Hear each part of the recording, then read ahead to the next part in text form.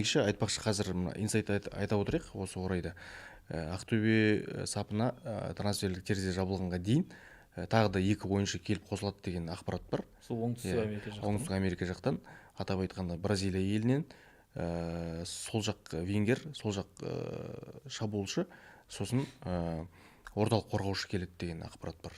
Орталық қорғаушының енді ұлтын білмейміз енді. Қазір Иван Ордец сынып қалған жағдайда Ақтөбенің жағдайы мүшкіл болайын деп тұр. Одан әрі сондықтан да орталық қорғаушы ауадай қажет. Сосын сол жақ вингер келеді дейді. Бірақ енді қазір ақтөбелік жанкүйерлер вингерден үй тұрғызамыз ба деген әңгіме айтып жатыр.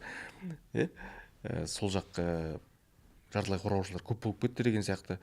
Оның ішінде жаңағы Айдын Желкович бар, әртүрлі көп қой енді ойыншылар. Тапаловтың өзі ойнай алады.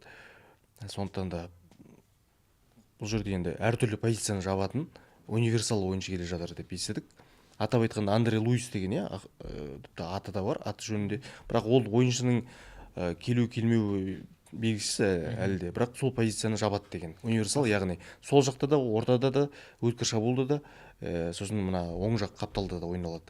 Шабуылдың 3 бөлігін жабалатын ойыншыны алғалы отыр деген ақпарат бар қазір. Ақтөбе керек негізі орталық қорғаушы деген өте ауадай қажет. Вингер алмаса да, тым болмаса сол қорғаушы. Сол жақ қорғанысқа бір ойыншы керек деп санамайсыңдар ма? Керек. Кешегі ойыннан кейін де тобылмен болған ойыннан кейін де белгілі болды. Андай конкурентный ойындарда көрініп қалады да, мысалға Досмағамбет сияқты, енді жамандамаймыз, бірақ енді Досмағамбет жақсы шығару, алмастырып шығаруға болады. Ротацияға жақсы шығар мүмкін, бірақ 90 минут бойы ойнап беруге қауқары жетпейді.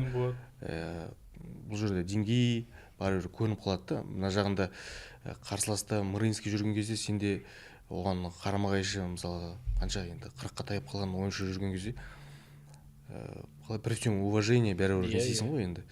Ойлану керек та.